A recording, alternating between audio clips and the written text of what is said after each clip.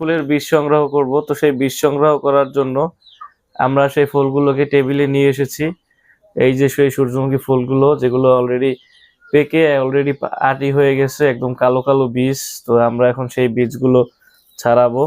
এই যে উপরে যে ফুলটা আছে, আমরা সেই ফুলের অংশটা এখন একদম ছেঁচে নিচ্ছি, হাত থেকেই করা যাবে।